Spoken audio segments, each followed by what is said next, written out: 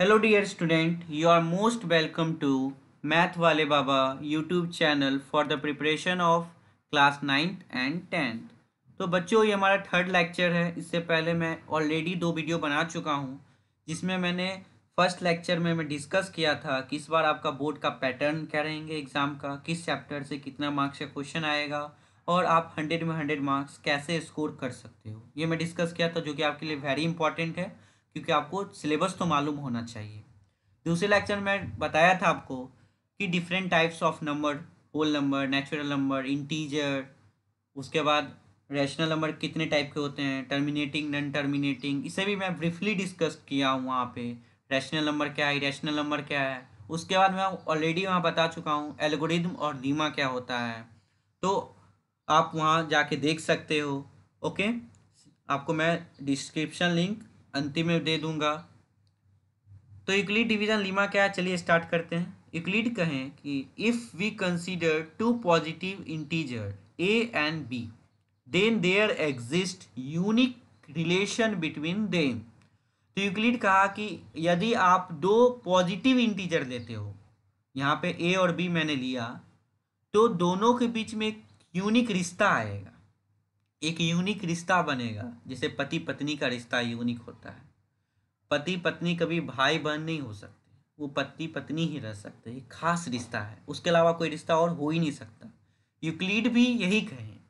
Euclid ने कहा कि ए जो होगा वो b into q plus r होगा, जहाँ पे आर जो है जीरो से बड़ा होना चाहिए, जीरो के बराबर होना चाहिए, लेकिन बी से छोटा होना चाहिए। अब आपके मन में ख्याल आएगा कि ए और बी ये तो दो मैं माना हूँ, ये तो मैं ही लिया हूँ, तो ये तो मुझे पता है, तो बी और क्यू और आर कहाँ से आया, क्यू और आर ये कहाँ से आ गया। तो बच्चों क्यू और आर ये यूक्लिड के द्वारा दिया गया यूनिक इंटीजर है, इसके आप जब डिवीजन करोगे तब मिलेगा। देखो यूक्लिड डिवीजन लीमा है, तो आपको क्यू और आर कैसे पता चलेगा, तो डिवीजन करने के बाद पता चलेगा। ओके, मैं आपको आगे एक और एग्जांपल लेके समझाता हूँ। जैसे कि मैं यहाँ पे ए इजकल टू 28 ले लिया, ओके, और बी इजकल टू 8 ले लिया। तो हमेशा याद रखना छोटा से बड़ा को डिवाइड करेंगे, डिवीजन करेंगे। तो मैंने 8 से 28 को डिवाइड किया, तो मेरा 3 टाइम्स तो 24 आ गया, यहाँ देख सकते हो, और रिमाइंडर 4 आ गया। तो 8 3 28 प्लस 4, तो मेरा 28 आ गया। यही यूक्लिड डिवीजन लेमा का यही कहना है कि आप छोटे नंबर से बड़े को डिवाइड करो तो आपका कुछ ऐसा रिलेशन बनेगा। याद रखिएगा, अगर आपका डिवाइड सही है तभी ऐसा रिलेशन बनेगा।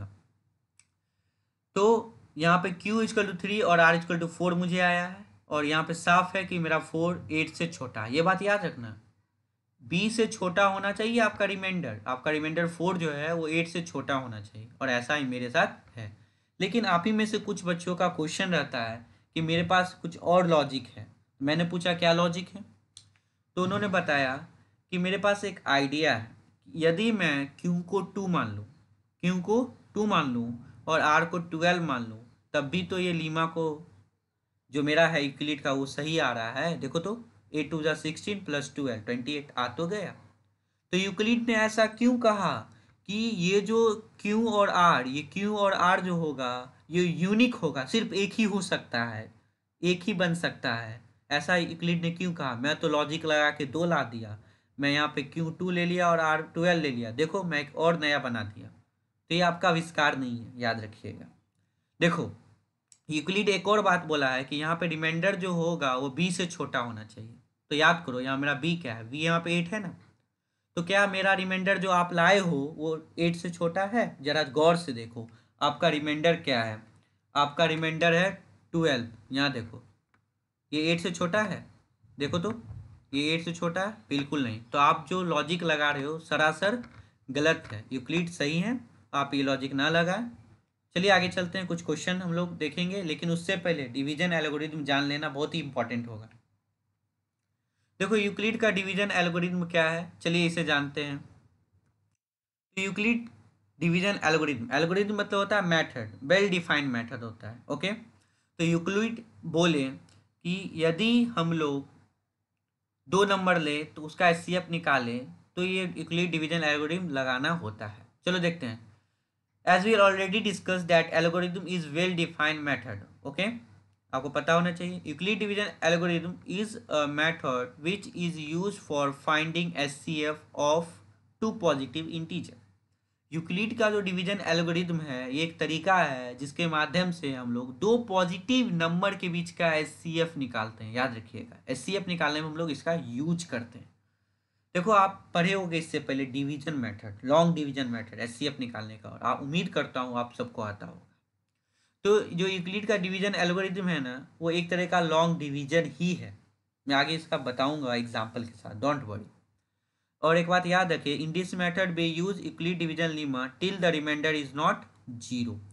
देखो, हम इस मेथड में यूक्लिड डिवीजन लीमा यूज करेंगे तब तक जब तक मेरा रिमाइंडर जीरो ना आ जाए। और एक बात याद रखें, यूक्लिड डिवीजन लीमा क्या है, तो A equal to B Q plus R, zero से बड़ा होगा आर और बी से छोटा होगा। यही छोटा सा स्टेटमेंट यूक्लिड का डिवीजन लीमा है, जिसको प्रूफ हम लोग नहीं कर सकते। एक तरह का ये लीमा है, मैं पहले ही बता चुका हूँ। तो चलिए हम लोग देखते हैं हम क्या डिस्कस करने वाले हैं। हम लोग देखेंगे NCERT example Euclid division algorithm के बेस पे। ओके, उसके बाद हम लोग जानेंगे एनसीईआरटी का एक्सरसाइज 1.1 को बनाएंगे। ओके, तो चलिए स्टार्ट करते हैं कुछ क्वेश्चन के साथ। कर रहा है कि using Euclid's division algorithm to find HCF of 4052 and 12576। कर रहा है यूक्लिड डिवीजन एल्गोरिथम का यूज करके आप एचसीएफ निकालें। तो आपके मन में क्वेश्चन आएगा, अरे यूक्लिड डिवीजन एल्गोरिथम है क्या? देखो, कुछ नहीं है। वो डिवाइड आपको आता है ना, लॉन्ग डिवीजन मेथड, वही है। चलो मैं करके दिखाता हूँ आपको। देखो, मैंने क्या किया, ये छोटा नंबर है। ओके, ये छोटा नंबर है और ये बड़ा नंबर है। तो मैंने छोटा से बड़ा को डिवाइड किया यहाँ पे। तो मैंने 4052 को टेबल 3 बार पढ़ा, तो मेरा 12156 आया।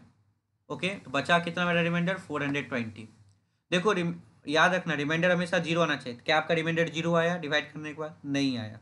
तो हम लोग फिर से डिवाइड करेंगे और जो बचेगा उसको यहाँ लिखेंगे और यहाँ पे जो रहेगा उसको यहाँ लिखेंगे बीच में। याद रखिएगा, डिविजर को हमेशा बीच में लिखते हैं और रिमाइंडर से हम लोग लगाते हैं। 420 रिमाइंडर बचा, यहाँ लिख दिए। फिर हम 420 से 4052 को लगाए, तो 9 टाइम्स मेरा क्या आया? 3780। और फिर जाके मेरा रिमाइंडर कुछ ना कुछ आ गया। फिर मेरा रिमाइंडर जीरो नहीं आया, तो मैं फिर से लगाऊंगा। मैं बता चुका हूँ रिमाइंडर जीरो आना चाहिए। तो मैं फिर क्या किया, जो नीचे बचा है उसको मैं यहाँ पे लिख दिया और जो डिवीजर था उसको अब मैंने बीच में लिख दिया 420।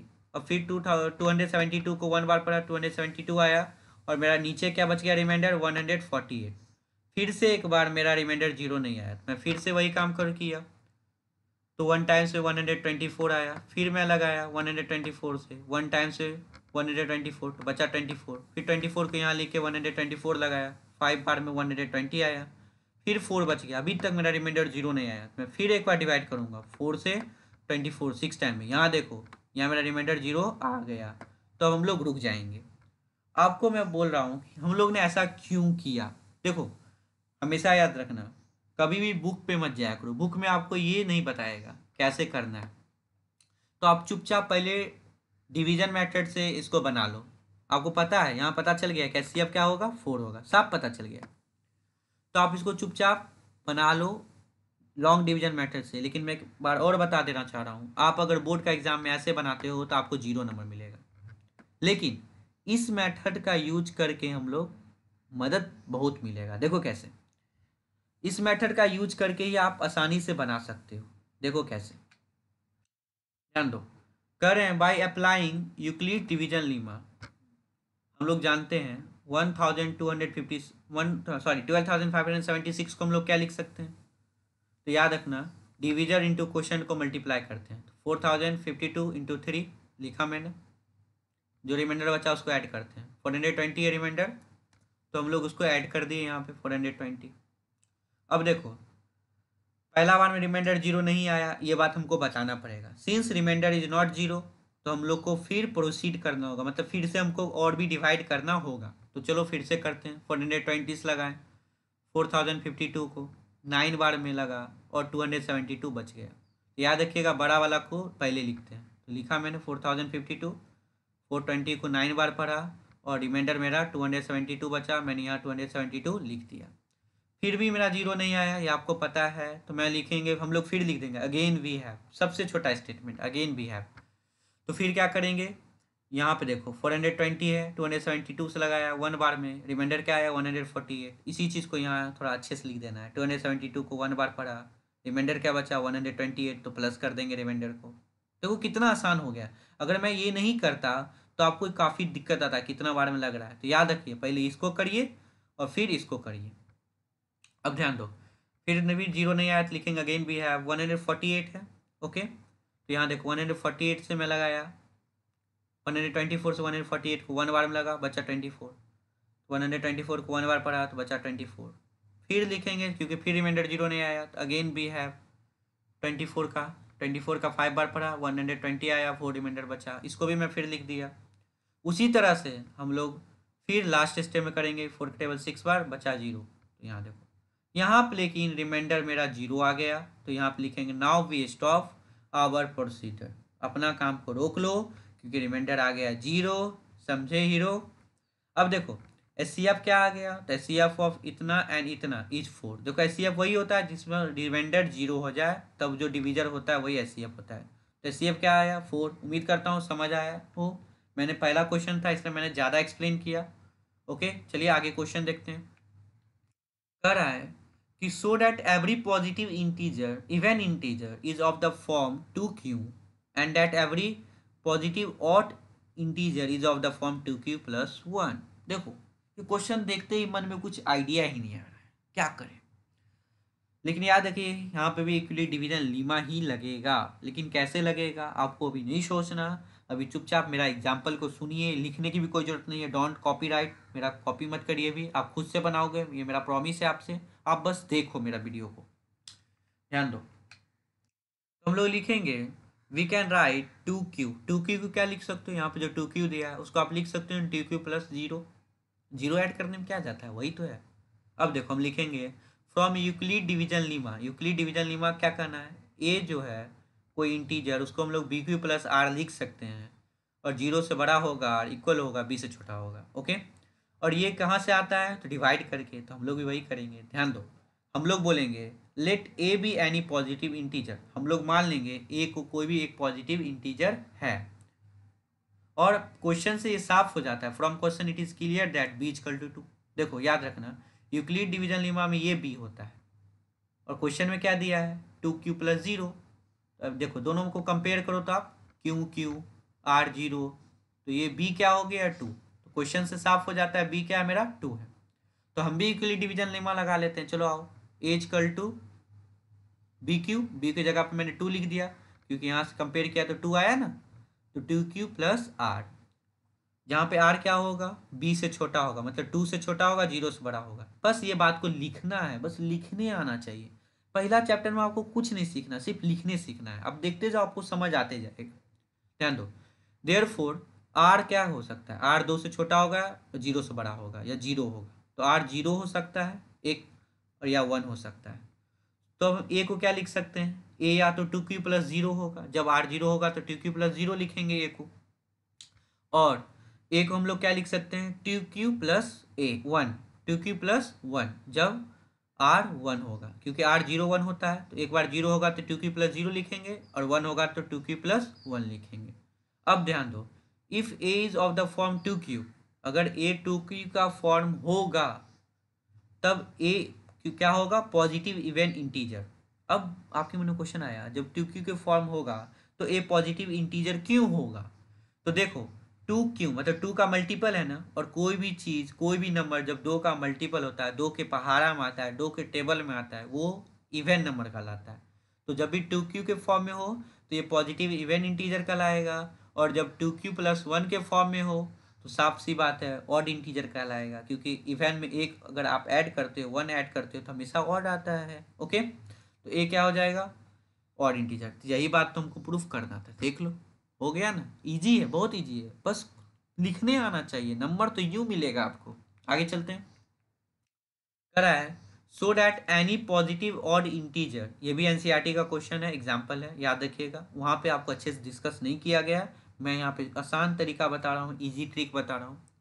करें so that any positive odd integer is of the form 4q+1 और 4q+3 वेयर q इज सब इंटीजर। एक बार फिर से आपके मन में कुछ आइडिया नहीं आ रहा है क्या करें, तो चलो मैं बताता हूँ। देखो हम लोग लिखेंगे it is clear from Euclid division lemma, यदि हम लोग if we divide any integer a/4 we get remainder 1 2 3। ध्यान रखो कोई भी नंबर को आप अगर 4 से डिवाइड करोगे तो आपको जो भी बचेगा रिमाइंडर नीचे आता है वो हमेशा 4 से छोटा आएगा। 4 से छोटा क्या क्या होता है, 1 2 3, जीरो भी लिख लेना, यहाँ पे जीरो भी होगा, जीरो भी तो 1 से छोटा होता है, तो यहाँ पे 0 1 2 3 कर लो। ओके, याद रखिएगा। और यूक्लिड डिवीजन लेमा क्या कहना है, ए इक्वल टू BQ+R, यही कहना है। ध्यान दो, तो आर जो यहाँ पे है वो 1 2 3 और यहाँ पे आप जीरो भी कर ले। ओके, यहाँ पे मैं जीरो डालना भूल गया तो आप यहाँ जीरो कर ले, हर जगह पे जहाँ जहाँ मैं बोल रहा हूँ तो यहाँ पे आप जीरो कर ले। R equal to 0 1 2 3 and in question it is given that b equal to 4, और क्वेश्चन में दिया है कि बी क्या है आपका 4 है।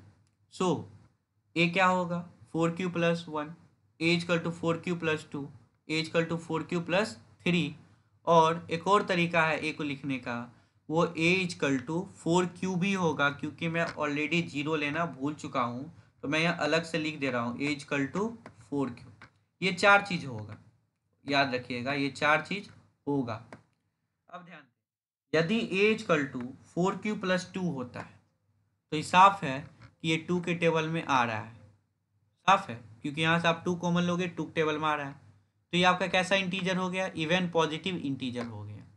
ओके, और ए इक्वल टू अगर 4q भी हो तभी तो 2 के टेबल में 4 आता है, तो ए इस समय भी आपका क्या हो जाएगा, इवन इंटीजर होगा, याद रखिएगा। लेकिन hence any positive odd integer, hence any positive odd integer is of the form 4q+1 4q+3, याद रखिएगा। देखो ए को लिखने का चार तरीका था, मैं एक बार फिर से एक्सप्लेन कर रहा हूँ। 4q+1 4q+2 4q+3 और ए इक्वल टू 4q, जिसमें 4q और 4q+2 रहे तो 4q+2 को लिखने क्या तरीका है, 2 इंटू 2q+1, मतलब ये 2 के टेबल में आ रहा है पूरा, जो 2 के टेबल में आता है वो इवन इंटीजर कहलाता है, ये साफ है, ये भी इवन इंटीजर है। तो बचा कौन ऑड, दो ही तो बचा, एक ये बचा और एक ये बचा, तो यही लिख देंगे hence any positive odd integer is of form 4q+1 4q+3। उम्मीद करता हूँ आपको समझ आया हो, यदि अभी भी आपको प्रॉब्लम है तो आप कमेंट कर सकते हो, लेकिन आगे मैं बहुत सारा क्वेश्चन डिस्कस कर रहा हूँ तो आपको आगे निश्चित ही समझ आएगा, आप रुको मत। चलिए और देखते हैं, एनसीईआरटी का बहुत ही अच्छा क्वेश्चन है, करा है ए स्वीट सेलर हैज चार्ज 420 काजू बर्फी एंड 130 बादाम barfi. She want to stack them in such a way that each stack has the same number and they take up least area of the tray. What is the number that can be placed in each stack for the purpose? देखो question कह रहा है कि एक मिठाई बेचने वाला है, उसके पास 420 काजू बर्फ़ी है और 130 बादाम बर्फ़ी है, और वह चाहता है कि उसे वो सजा के अच्छे से रखे, याद रखिएगा, उसे वह सजा के अच्छे से रखे वो चाहता है, तो कम से कम जगह पे वो ज़्यादा से ज़्यादा कैसे रख पाए। तो चलिए देखते हैं कैसे बनेगा क्वेश्चन, तो उम्मीद करता हूँ समझ आया हो। हम लोग लिखेंगे clearly we have to stack barfi, हमें क्या लगाना है, बर्फी लगाना है, सजाना है इस तरीके से कि each stack has same number and take least area. Okay, ये बात को हम लोग लिख देंगे पहले।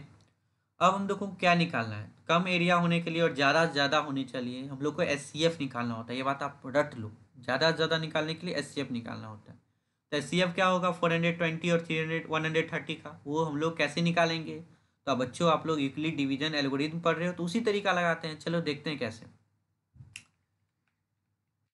ओके, 130 का टेबल आप 3 बार पढ़ोगे 390 आ जाएगा, और 390 में अगर आप 30 ऐड करोगे तो आपको 420 आ जाएगा। इस तरीके से आपको आ गया 420, लेकिन अभी भी मेरा रिमाइंडर 0 नहीं आया है, याद रखना ये रिमाइंडर है। फिर 30 टेबल 4 बार पढ़ेंगे तो 120 आ गया है ना, 120 + 10 130 आ गया।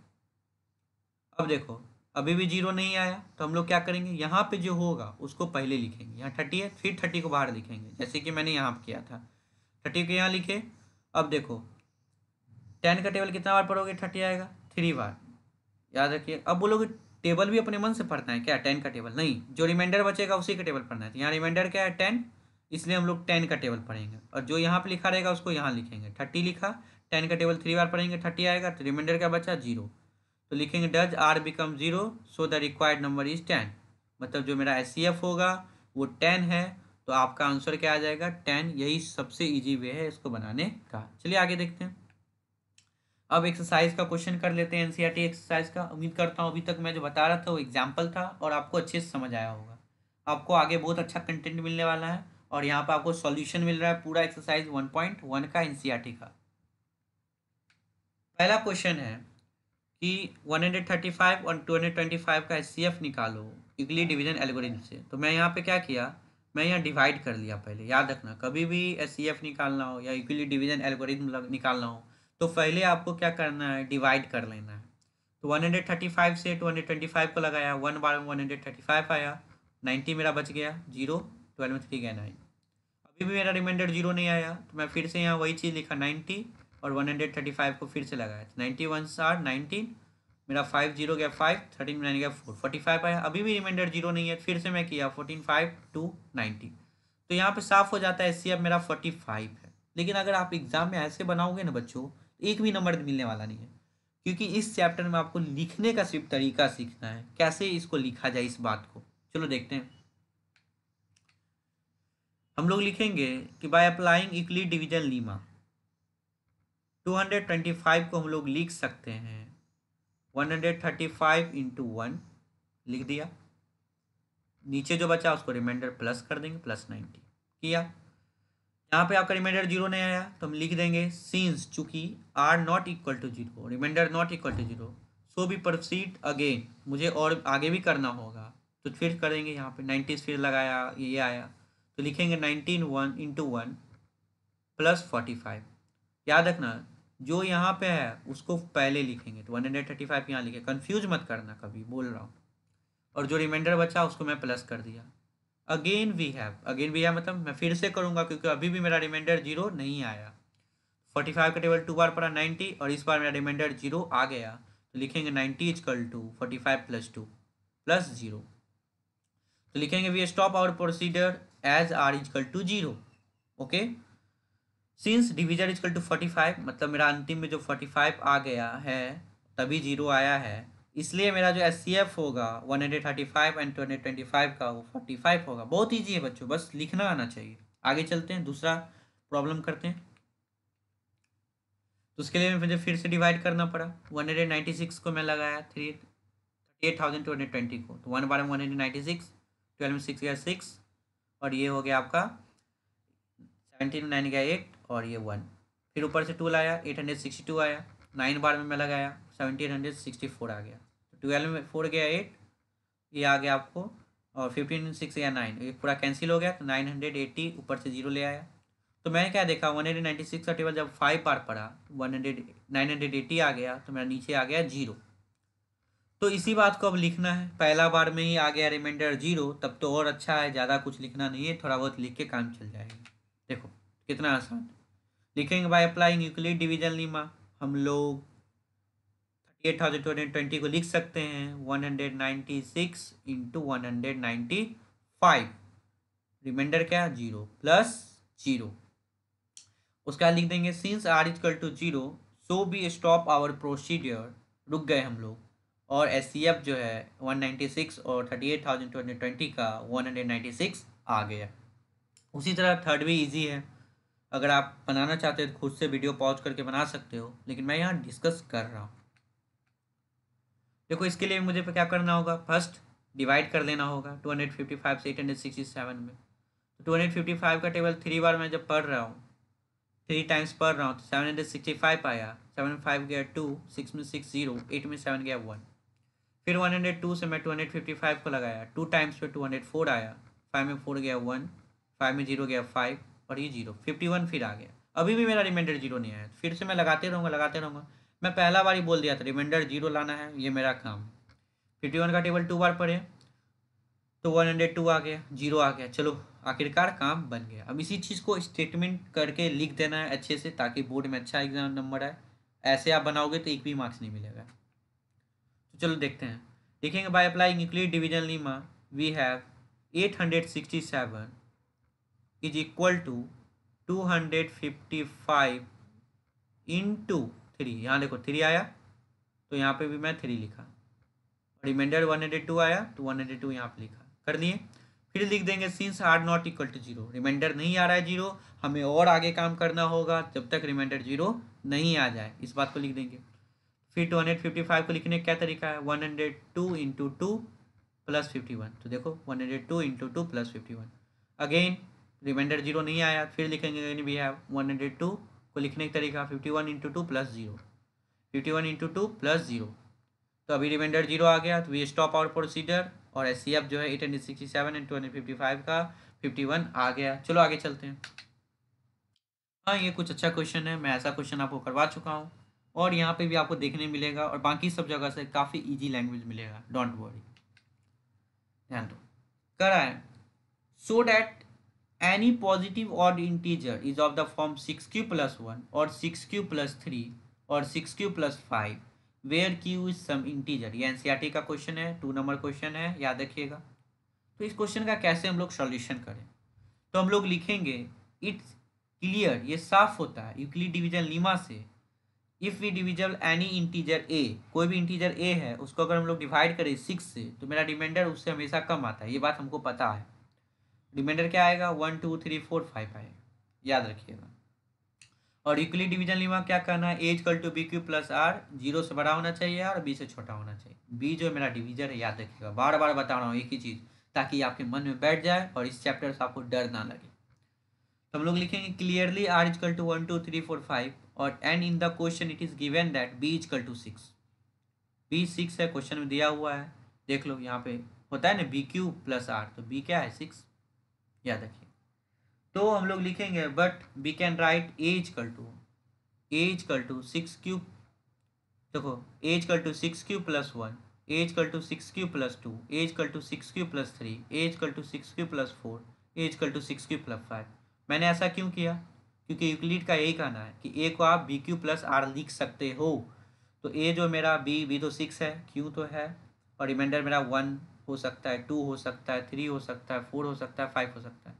देखो मैं कोमा दे रहा हूँ, लेकिन आप यहाँ पे और कर लो, दोनों में से कोई भी हो सकता है, ये सब के सब नहीं हो सकता, कोई भी हो सकता है। ओके, यहाँ पे आप और कर लेना। But we can write A equal to 6q plus 2 as, अब ध्यान दो, ए इक्वल टू 6q प्लस 2 को क्या लिख सकते हैं, 2 कॉमन ले लें तो 2 इंटू 3q प्लस 1 लिख सकते हो, और A equal to 6q plus 4 को क्या लिख सकते हो, तो इसको आप 2 कॉमन ले लो, 3q प्लस 2 लिख सकते हो।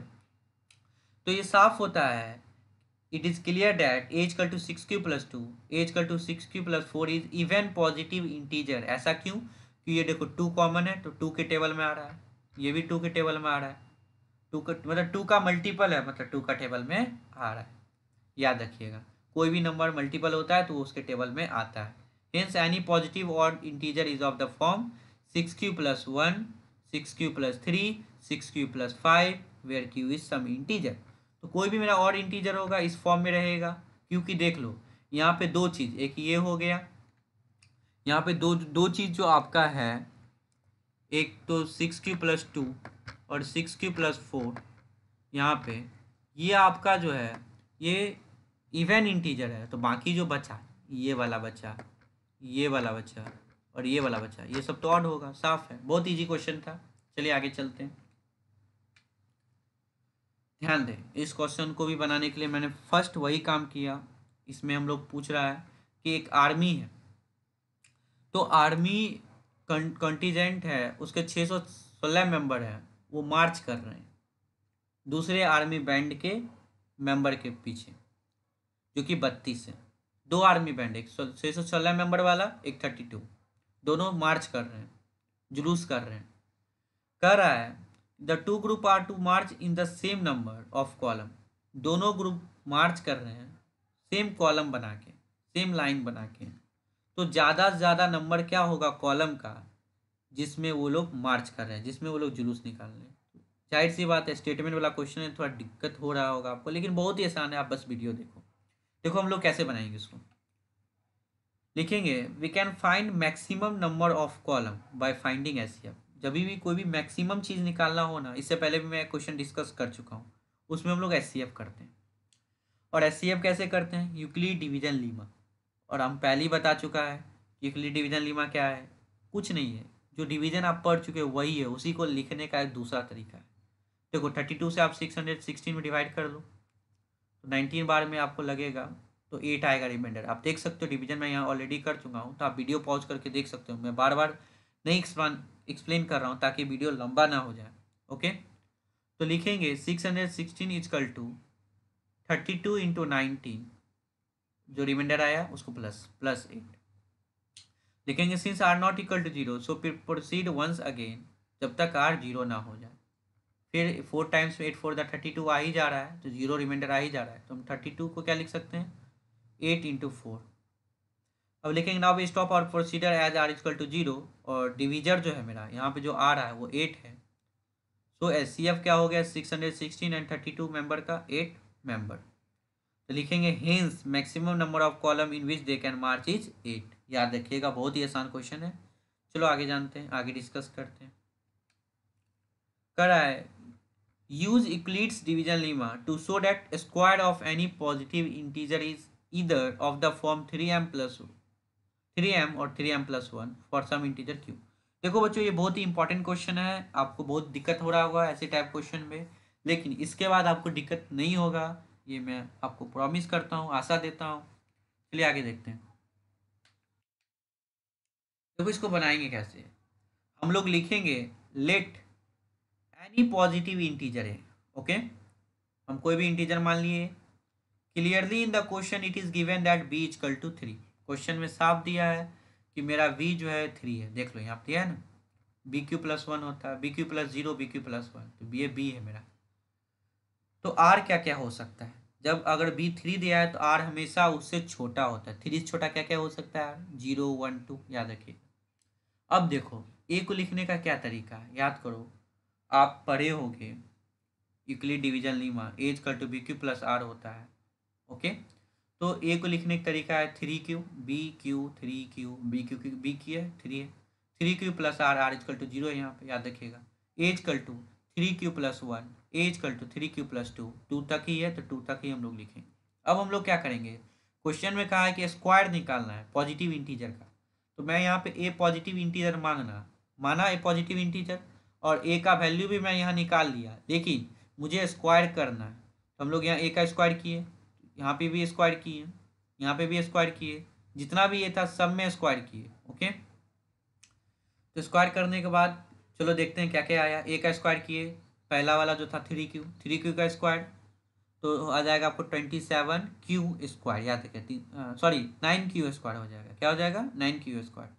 तो 9 को क्या आप ऐसा नहीं लिख सकते 3 into 3q square, 3 3 9 q square, वही तो हुआ। उसी तरह इसको आप सजा के लिख लो। फिर ए स्क्वायर किए 3q प्लस 1 का स्क्वायर, तो आया मेरा 9q square plus 6q plus 1। तो इसमें मैं क्या किया, 3 को कॉमन ले लिया। क्यों कॉमन लिया वो आपको मैं आगे बताऊंगा, बस आपको कॉमन लेना है मेरे साथ, आप सिर्फ देखते रहो। तो यहाँ पे 3q स्क्वायर प्लस 2q हो गया, प्लस 1 को मैंने वैसा ही रहने दिया यहाँ पे प्लस 1। ओके, ध्यान दो। और ए स्क्वायर इजकल टू, आगे अभी करते रहना है। देखो यहाँ पे 3 चीज़ था, 3q प्लस 1 और 3q प्लस 2, फिर आगे A square is equal to 3q plus 2 का स्क्वायर, सबका स्क्वायर करेंगे, तो 9q स्क्वायर आया प्लस 12q आ गया प्लस 4 आ गया। ओके, तो हम लोग हमेशा 3 कॉमन लेंगे ताकि मेरा इस फॉर्मेट पे आ जाए, इसलिए हम लोग 3 कॉमन ले रहे हैं ना, क्योंकि इस फॉर्मेट पे लाना है। इसमें से भी 3 कॉमन ले लेंगे, तो 3 कॉमन लिया मैंने, लेकिन कॉमन तो होगा नहीं क्योंकि इधर 4 है, तो हम लोग एक लॉजिक लगाएंगे। देखो क्या, 4 को क्या हम लिख सकते हैं 3 प्लस 1, है ना। अब देखो यहाँ पे ब्रैकेट ले लो, यहाँ पे भी ब्रैकेट ले लो, और यहाँ से 3 कॉमन ले लो। 3 से कॉमन लिए तो 3q प्लस 4q प्लस 1 आ गया, 3 बाहर आ गया, 1 तो बाहर था ही, तो आ गया। अब ध्यान दो, clearly as we know that, देखो यहाँ पे मैं जो भी किया सजाया हूँ, आप अच्छे से इसको वीडियो देखो, रोक के देखो, आपको ज़रूर समझ आएगा। मैंने एक एक स्टेप डिस्कस किया। तो clearly as we know that algebra of some integer is always integer. देखो कोई भी दो इंटीजर लो, उसको जोड़ करो, घटाओ, ऐड करो, मल्टीप्लाई करो, तो जो आंसर आपका आएगा वो इंटीजर ही आएगा। इसी बात को मैं यहाँ पे लिख दिया, एल्जेब्रा मतलब वही होता है। अब हम लोग क्या करेंगे, इसको इस तरीके से लाना है। तो जो हम लोग करेंगे, पुट कर देंगे m को किसके जगह पे, 3q² की जगह पे, 3q² प्लस 2q की जगह पे, जो कि यहाँ पे 3q² प्लस 4q प्लस 1 की जगह पे पुट कर देंगे। m को इसलिए पुट करेंगे तो याद करो, 3q² कुछ भी करोगे तो इंटीजर ही आएगा ना, बस इतना सोचो। इसको जो भी कुछ करोगे दो इंटीजर को इंटीजर ही आएगा, इसको भी इंटीजर ही आएगा, इसको भी इंटीजर ही आएगा। तो हम लोग मान लेते हैं m इंटीजर है कोई, और सबको m डाल दे देंगे। तो इसके जगह पे मैंने m डाला, इसके जगह पे m डाला, और इसके जगह पे m डाला, तो मेरा आ गया a² equal to 3m। Okay, यहाँ से 3m, 3 × m, इसके जगह पे m है, याद रखिएगा, ब्रैकेट वाला m है, ब्रैकेट वाला m है, याद रखिएगा। और फिर 3m प्लस 1, और यहाँ पे भी फिर क्या आया, 3m प्लस 1। तो या तो 3m आया है तो 3m प्लस 1 हुआ। तो यहाँ लिखेंगे hence the square of any positive integer is either of the form 3m और 3m प्लस 1। हो गया प्रूफ। इट्स वेरी इजी दोस्तों, बस लिखने आना चाहिए। और जब तक आपको लिखने नहीं आए, आप देख देख के बनाओ, आगे आपको आ जाएगा। चलिए एक और क्वेश्चन जो इंपॉर्टेंट है डिस्कस कर लेते हैं हम लोग। कर रहा है using Euclid division lemma to show that the cube of any positive integer is the form of 9m plus 1 और 9m प्लस 8। ये बहुत ही अच्छा क्वेश्चन है, उम्मीद करता हूँ आप कोशिश करो इसको एक बार। तो कोशिश करिए, मैं आपको कुछ समय दे रहा हूँ। उम्मीद करता हूँ आप बना लिए होगे, पॉज करके आप बना सकते हो। तो मैं इसे सॉल्व कर रहा हूँ, ध्यान दो। देखो आप में से कुछ बच्चे के मन में कुछ ऐसा आइडिया आएगा, और हर कोई जो शुरू से बना रहा होगा सबके मन में कुछ ऐसा ही आइडिया आएगा। ध्यान दें, लेट एनी पॉजिटिव इंटीजर ए, ओके, जो मैं पहले बता चुका हूँ वैसे ही कॉपी करके अगर आप देखोगे तो ऐसे ही आएगा। Clearly in the question it is given that b equal to 9, क्योंकि हम लोग फॉर्मेट क्या है, BQ plus 0, BQ plus 1, BQ plus ये कुछ लिखते हैं। तो यहाँ पे b क्या हो गया, 9, यहाँ मैं लिख दिया। अब देखो जो रिमाइंडर होगा वो 9 से छोटा होगा, ये साफ बात है। तो 9 से छोटा क्या होगा, रिमाइंडर 0 होगा, 1 होगा, 2 होगा, 3 होगा, 4 होगा, 5 होगा, 6 होगा, 7 होगा, 8, ऐसा आप करोगे। ओके, फिर लिखोगे a को 9q, आपको मैं बताया हूँ a को लिखने की तरीका BQ प्लस 8। तो एक बार सबको रखेंगे, 0 को रखेंगे, 1 को रखेंगे, 2 को रखेंगे। तो a इक्वल टू 9q, 0 रखा, तब a equal to 9q plus 1, a equal to 9q plus 2, a equal to 9q plus 3, a equal to 9q plus 4। ऐसे ही करते करते 9q प्लस 8 तक लिख लेंगे। अब क्या करना है आपको, तो क्यूब करना है ना, ये बात याद रखो, क्यूब पूछा है, क्यूब। तो आप जरा सोचो, मैं पिछला में स्क्वायर किया था, आप सबको क्यूब करोगे और फिर आप कोशिश करोगे इसको इस चीज़ में लाने के लिए, क्या ये संभव है? देखो असंभव तो कुछ नहीं है, आप कर सकते हो, लेकिन इसके लिए आपको 3-4 पेज लग जाएंगे, 1-1.5 घंटे लग जाएंगे लिखते लिखते, टाइम पास। लेकिन एग्जाम में इतना टाइम आपको नहीं होता। तो ये मेथड इन दिस केस, इस क्वेश्चन के लिए गलत होगा। देखो हम लोग ये मेथड तभी लगाएंगे जब रिमाइंडर 1 2 3 हो, ज़्यादा से ज़्यादा 4 हो। 8 रिमाइंडर के लिए इतना करेंगे तो काफ़ी टाइम लग जाएगा, उसके लिए हम कुछ और सोचेंगे। तो ये मेथड बिल्कुल ही गलत है, इसको आप मत लिखो। आप बोलोगे तो बताए क्यों, मैं आपको समझाना चाह रहा हूँ कि ये आपको कन्फ्यूज़न बनेगा दिमाग में, और ये कन्फ्यूज़न दूर करने के लिए मैंने ऐसा किया। ओके, तो चलिए इसका प्रॉपर सॉल्यूशन देख लेते हैं क्या होगा।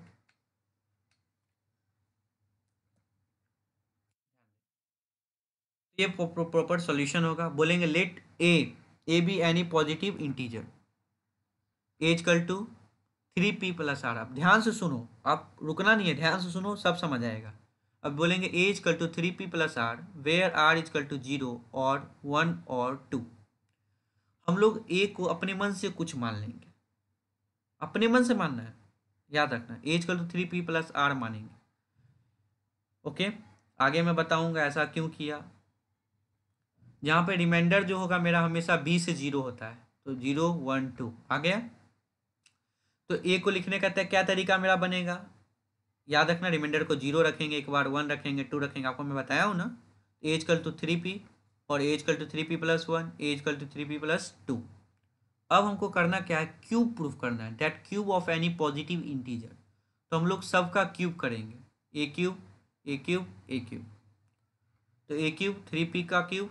ओके, तो आपको बहुत कम बच्चे को क्यूब का फॉर्मूला याद होगा, जो कि मैं नीचे में लिख रखा हूँ, ध्यान दें कैसे। कोई भी नंबर का ए प्लस बी का क्यूब होता है ए cube plus 3ab into a plus B और बी क्यूब। ये अच्छा फॉर्मूला है, आप इसे याद कर लो। तो सबका क्यूब करना है उसी तरह, ए क्यूब का क्यूब किया तो 3p का क्यूब हो गया, क्योंकि ए 3p है मेरा, तो 27p³ आ गया। ओके, अब देखो मुझे एक्चुअली में इसको इस फॉर्मेट में लाना है, इस तरीके में लाना है। तो मैं क्या किया, मुझे तो 9 लाना है ना, 9 9 याद रखो, 9 को देखो, तो क्या आप इसको 9 ला सकते हो? हाँ देखो, 9 को मैं बाहर कर लिया और 3p³ को अंदर कर लिया, तो 9 3 27 को लिखने का ये तरीका।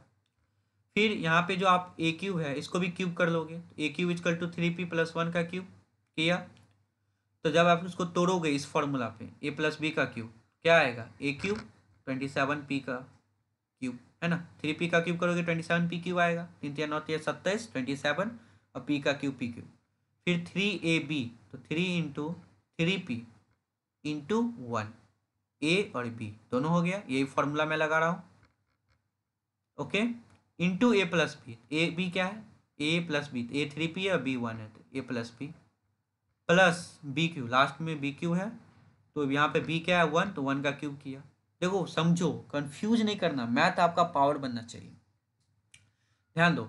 तो मैं इसको जब क्यूब किया, इसको सॉल्व किया, तो मेरा आया 27p³, फिर 3 × 9 और इंटू 1 9 इंटू 1 9 ही आ गया 9p, और जो ये अंदर में ब्रैकेट था उसको मैं तोड़ा नहीं, वही लिख दिया 3p + 1 और प्लस 1 जो यहाँ पे था। अब देखो इसमें से मैं 9 कॉमन जानबूझ के लूँगा, ताकि मुझे ये लाना है, ये मैं 9 कॉमन ले लिया, इसमें से इतना मैं इसे लिया, 1 को छोड़ दिया हूँ क्योंकि 1 का फॉर्मेट मुझे लाना है। तो यहाँ पे 9 की कॉमन ले लिया, तो मेरा आया 3p³ plus p into 3p + 1 और प्लस 1 बाहर में। उसी तरह आपको उसी तरह इसको भी ऐसे ही करना है। देखो किया, A cube is equal to 3p + 2 cube करने के बाद मुझे आया 27p³ plus 3 into A B, यहाँ पे जो है 3 इंटू 3p 2 है b, तो b into a plus B लिख दिया, और प्लस b³, तो 2 का क्यूब करोगे तो 8 ही आएगा ना। इसको सिंप्लीफाई कर लेंगे आप आराम से। अब देखो मैं फिर से 9 कॉमन लूँगा, 9 कॉमन लिया, 3p³ आ गया, 2p आ गया, 3p + 1 आ गया, बाहर में जो 8 है उसको ऐसे ही रहने दूँगा। देखो मैं ऐसा क्यों किया, बार बार आपके मन में क्वेश्चन आ रहा होगा, तो ध्यान दें कि 3 का क्यूब, यहाँ पे 3p + r ही क्यों लिए, ऐसा इसलिए क्योंकि इसका अगर हम लोग क्यूब करते हैं तो वो 9 के टेबल में आता है। याद रखना, कभी भी 3 का क्यूब करोगे तो वो 9 का टेबल में आएगा, और मुझे ये फॉर्मेट लाने के लिए यही एक रास्ता है, 9 आना चाहिए, जिससे मैं 9 कॉमन ले पाऊंगा। तो 3 का इसको क्यूब करूंगा तभी ना ले पाऊंगा, इसलिए मैं 3p + r माना। कन्फ्यूजन हो गई दूर, बहुत कम जगह मिलेगा ये बात। अब देखो मैं क्या करूँगा, जितना भी ब्रैकेट है कॉमन लेने के बाद जो मिला है सबके जगह पे एम पुट कर दूंगा, क्योंकि मुझे पता है कि ब्रैकेट जब सॉल्व करूंगा तो कुछ ना कुछ इंटीजर आएगा। तो मैंने खुद से मान लिया कि कोई एम जो है कुछ इंटीजर है, where m is some integer, और जितना भी ब्रैकेट था सबके जगह पे एम पुट किया। देखो कैसे, यहाँ पे मैं एम पुट किया तो 9m + 1 आया। ओके, यहाँ पे एम पुट किया तो 9m आया, और यहाँ पे मैंने एम पुट किया यहाँ पे, तो 9m + 8 आया। तो लिखेंगे ए क्यू इजकल टू 9m और A cube is equal to 9m + 1, A cube is equal to 9m + 8, where m is some integer, hence the cube of any positive integer of the form 9m 9m + 1 9m + 8। उम्मीद करता हूँ समझ आया हो आपको। Okay, देखो यहाँ मैं हर एक डाउट भी ला रहा हूँ जो कि हर बच्चे के मन में आता है, क्योंकि मैं भी जब आपकी तरह बच्चा था तो मुझे टीचर नहीं मिलते थे, मैं खुद से पढ़ा, सब चीज़ को निकाला, और आपके लिए मैं इस चैनल को क्रिएट किया हूँ। हर डाउट का क्लियर होगा। आप अभी भी कोई डाउट है तो आप कमेंट कर लेना। ओके, आगे चलते हैं। देखो हम लोग नेक्स्ट क्या पढ़ेंगे इसे देख लेते हैं। ओके, देखो बच्चों हम लोग नेक्स्ट लेक्चर में जानेंगे कि कुछ एग्जाम्पल करेंगे आर एस अग्रवाल का, उसके बाद हम लोग जानेंगे फंडामेंटल थ्योरम ऑफ अर्थमेटिक ये क्या होता है, उसके बाद हम लोग अगले वीडियो में ही सॉल्विंग करेंगे some example fundamental theory of arithmetic पे, और लास्टली हम लोग एनसीईआरटी एक्सरसाइज 1.2 उसी वीडियो में करेंगे तो एक वीडियो में इतना फ़ायदा आपको कहीं नहीं मिलेगा। यहाँ पे आपका वेस्ट ऑफ टाइम नहीं होता होगा क्योंकि ये डिजिटल एजुकेशन है। ओके। और एक और बात आपके लिए सुविधा, आपको अगर लिखने का टाइम नहीं मिल पा रहा है तो आप डाउनलोड कर सकते हो मेरे द्वारा बनाया गया सुपर नोट जो कि डिस्क्रिप्शन बॉक्स में अवेलेबल है सिर्फ और सिर्फ आपके लिए। और आपसे एक रिक्वेस्ट है, इतना कुछ मैंने आपके लिए किया तो आप छोटा सा काम मेरा कर दो, मेरे चैनल को सब्सक्राइब कर देना। Okay. Have a great day. आपका दिन अच्छा बीते। और हम लोग अब मिलेंगे नेक्स्ट लेक्चर में एक नया कंसेप्ट के साथ और बहुत सारे नई प्रॉब्लम के साथ। आपका बहुत ही धन्यवाद।